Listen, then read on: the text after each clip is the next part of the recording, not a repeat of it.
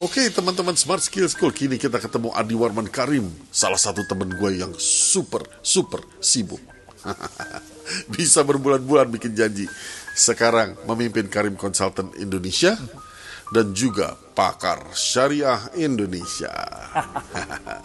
Apa kabar Adi Warman? Alhamdulillah baik, alhamdulillah, mudah-mudahan sehat, berkah, bahagia. Amin, alhamdulillah. Oke, banyak teman-teman ini yang menanyakan karena mengalami kesulitan pandemi COVID ini. Ada yang diberhentikan dari pekerjaannya, tapi ada juga nih yang mendapat peluang justru di dalam masa sulit ini. Gimana pendapat Anda, Mr. Karim? Nomor satu nih, kita harus yakinnya nih, bahwa ini semua ada yang ngatur namanya Tuhan, Allah. Bener gak? Jadi kita kudu yakin aja. Kalau kita yakin bahwa ini semua ada yang ngatur, just flow with the life. Enjoy life, man. Ngapain ente gerundel tentang kehidupan juga gak bakal ngerubah hidup lo, bener gak? So enjoy the life. Trust Him. Trust Allah. Trust God. Dalam Islam ya. Takdir itu ada dua, bos. Pertama ada yang takdir namanya takdir mutlakon. Takdir yang mutlak yang gak bisa kita rubah. Contohnya kita gak bisa milih siapa orang tua kita, bener gak? Lahir aja belum, gimana milihnya, bener gak? Itu takdir yang mutlakon.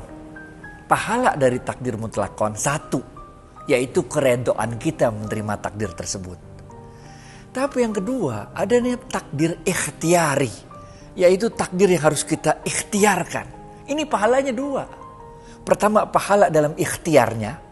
Kedua, pahala ketika kita redo menerima apapun hasil ikhtiar kita. Ini penting. Nah, Ibu Siti Hajar, ibunya Nabi Allah Ismail alaihissalam, itu dia ikhtiar, bos. Nggak ada nyerahnya, nyari air. Waktu itu belum ada Masjidil Haram, guys. Sekarang belum ada. Gurun tandus, men. Lari doang antara Safa Marwah. 7 kali bolak-balik nyari air. Nggak ada nyerahnya. Akhirnya ketemu air, bukan beliau yang nemuin anaknya. Bukan di Safa Marwah, ketemunya beberapa ratus meter dari Safa Marwah. Tapi Allah bilang dalam Al-Quran, Inna Safa wal Marwata min sa'airillah. Di ikhtiar itulah ada tanda-tanda kebesaran Tuhan. Kita gitu juga, men. Covid gak Covid, susah gak susah hidup. Jalanin aja, bener. Lari terus. Usaha untuk cari pahalanya itu, karena dalam ikhtiar itu terdapat pahalanya. Nah, kalau kita udah ngerti dua jenis takdir ini, apa yang perlu kita ketakutin dalam hidup ini, benar gak? Jalan aja. Dan kita juga harus yakinnya bahwa setiap kali ada kesulitan, Tuhan pasti datangkan pada saat yang sama itu kemudahan-kemudahan. Oke. Dikatakan di dalam Al-Quran, maka sesungguhnya beserta kesulitan ada kemudahan. Gimana dia ada kesulitan tapi ada kemudahan? Apa rahasianya gitu loh? Gimana? Itu two side of a coin. Itu two side of a coin. Nggak ada kesulitan kalau nggak ada kemudahan. Nggak ada kemudahan kalau nggak ada kesulitan. Itu two side of a coin.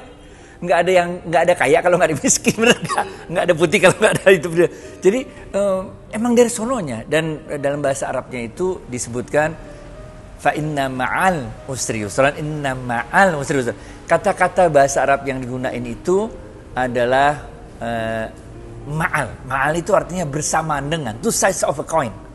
Bukan setelah kesulitan ada kemudahan, bukan, tapi berbarengan. Itu benar-benar dua sisi dari mata uang.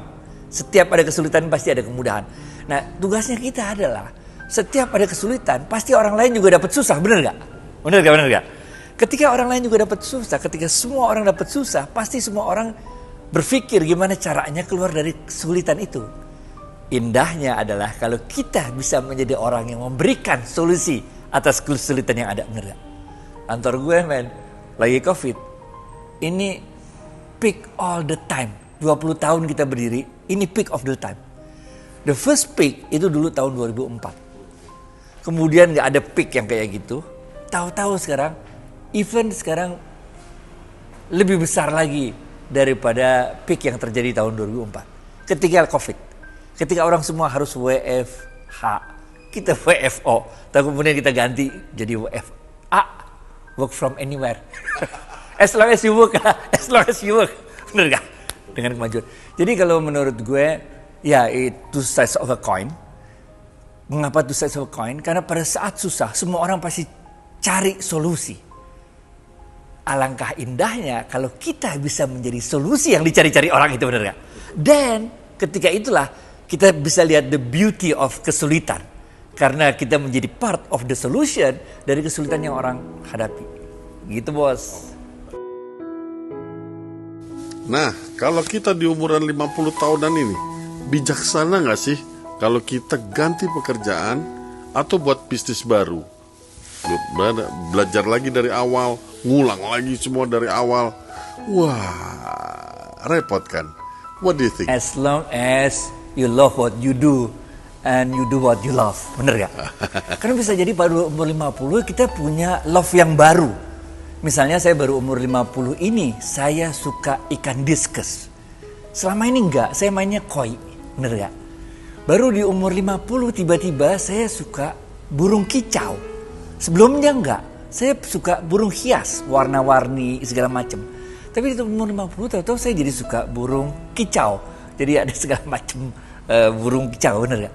Jadi kita nggak tahu, karena kita akan berkembang, kita manusia, ketika kita berkembang dan kita menemukan hal baru yang kita sukai, yang kita cintai, yang kita punya passion di situ, then you do it.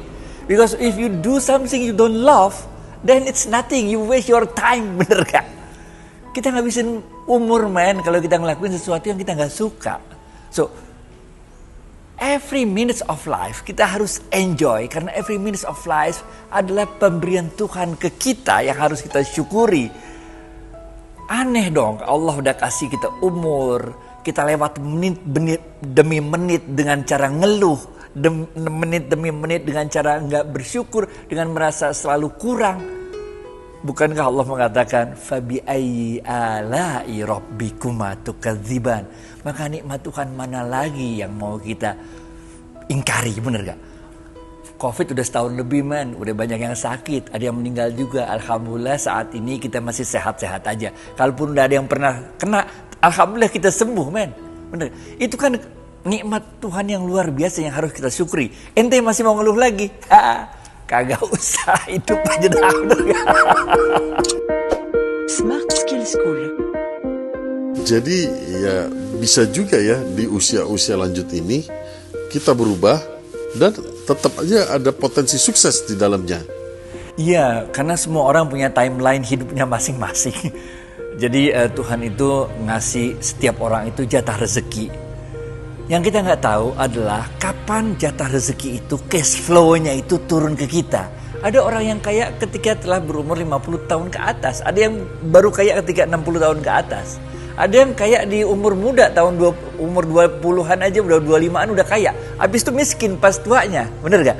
Ada yang 25 kaya terus. Kita nggak tahu. Ini semua rahasia Tuhan, karena kalau kita balik lagi bahwa takdir ada dua. Di takdir ikhtiari tadi, kita cerita yang awal ya, takdir ikhtiari tadi ada 3 yang jadi rahasia Tuhan. Yang pertama rezeki, kita gak ngerti. Kapan datangnya, berapa gedenya, kita gak ngerti. Yang kedua jodoh, kita juga gak ngerti kapan ketemu jodoh, kapan harus berpisah dengan jodoh. Apakah pisahnya bisa mati, apa bisa cerai, kita gak ngerti. Apakah ketemu jodoh lagi, gak ngerti. Yang ketiga adalah, apa itu ya, mati, ajal. Kita juga nggak ngerti kapan kita mati, gimana matinya, gimana cara matinya, kita nggak tahu. Ya, karena 3 ini adalah rahasia Tuhan, tugas kita adalah do our best and let Allah do the rest. Tugas kita adalah melengkapi semua upaya, menyempurnakan semua upaya yang ada, bener gak?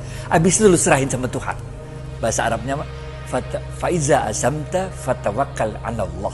Dan kalau kamu telah bertekad untuk melakukan yang terbaik yang mau kamu lakukan, according to our passion, benar gak? Fatawakkal 'ala Allah. Kemudian berserah dirilah kepada Tuhan. Ya kalau kita belum menyempurnain semua upaya ikhtiar kita, lu serahin sama Allah, nah bagaimana? Bukan begitu rumusnya. Waktu itu ada orang Arab Badui, gue cerita dikit ya, bener gak? Itu ada orang Arab Badui naik onta mahal men, onta merah, onta mahal tuh. Ferrari dah. Datang ke masjid. Begitu datang ke masjid, dia turun dari ontanya langsung masuk masjid. Onta kagak diikat, kagak diurusin. Rasulullah SAW yang lihat, dia tegur, fulan, kenapa lu kagak ikat onta? Kira-kira gitu bahasa Betawinya, benar gak? Orang Arab itu mengatakan, aku telah berserah diri kepada Tuhan untuk urusan ontaku. Rasulullah SAW nggak senang dengarnya. Rasulullah SAW mengatakan, ikat dulu ontamu, baru berserah diri pada Allah. Lu sangkain tukang parkir onta apa? Turun main nyelonong aja masuk masjid. Ini yang kita maksud dengan menyempurnakan ikhtiar kita, menyempurnakan upaya kita, dan let Allah do the rest. Gitu juga lah, kita umur 50 kayak 60 ketemu hal baru, new things that we love, do it. Because when you do what you love and you love what you do, insya Allah ini akan mengundang datangnya pertolongan Allah.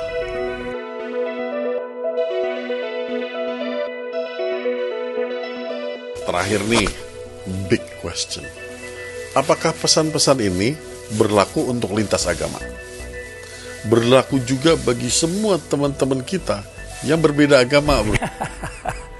Ajaran agama Islam mengatakan tidak ada Tuhan selain Allah. Jadi Tuhan cuma satu. Kalau Tuhan cuma satu, berarti pesan ini berlaku bagi semua orang. Terserah agamanya apa, bener gak? Terserah dah agamanya apa. Ini pesan datang dari Tuhan yang sama. Mau agama Kristen kayak, Yahudi kayak, Hindu, Buddha, kita semua punya Tuhan yang sama, yang satu itu. Oleh karena itu, karena message ini datangnya dari Tuhan yang sama, ini berlaku buat semuanya, men. Apa yang nggak berlaku, men? Mana emang ada ajaran agama lain yang mengatakan kalau susah maka kita suruh ngeluh? Nggak ada, men. Emang ada ajaran agama yang mengatakan kalau kita lagi susah kita kudu menyerah dalam hidup? Nggak ada, men. Never give up. Life is like a mirror. If you do good things, the good things will come back to you. If you do bad things, the bad things will come back to you. So always do good things if you want to have a good life. Bener gak? Bahasa Arabnya ada, bahasa Qur'annya ada, bener gak? In ahsantum li'anfusikum wa in asa'tum falaha. Kalau engkau lakukan kebaikan, maka kebaikan itu yang kembali padamu. Kalau engkau lakukan keburukan, keburukan itu yang akan kembali padamu. Kita juga diajarkan dalam ajaran agama apapun lah. Life is like walking in the dark tunnel. If you fear of darkness and stop in the middle of darkness of the dark tunnel, you stop there and you will be stuck there forever. But if you keep walking with your faith, at the end of tunnel, there will be a light. Kalau kita berhenti di tengah lorong gelap itu karena kita takut karena kegelapan, maka kita akan terus di sana. Tapi kalau kita terus jalani itu terowongan gelap dengan keyakinan bahwa Allah ada selalu bersama kita, maka di ujung terowongan gelap itu pasti ada secercah cahaya yang keren. Benar gak? Terakhir nih, karena gue goeser nih. Life is like riding a bike. Hidup itu kayak naik sepeda, man. To keep your balance, you have to keep going. Supaya kita kagak jatuh naik sepeda, kita harus jalan terus. Kalau lu stop, malah lu jatuh. Benar gak? So, teman-teman sekalian, jangan pernah nyerah dalam hidup ini. Karena masih ada Tuhan dalam setiap detik, setiap hirupan udara yang kita keluarkan dan kita tarik. Dalam setiap nafas kita, itu ada rezeki dari Tuhan yang diberikan pada kita. Selalu berjuang, enjoy life. Assalamualaikum warahmatullahi wabarakatuh.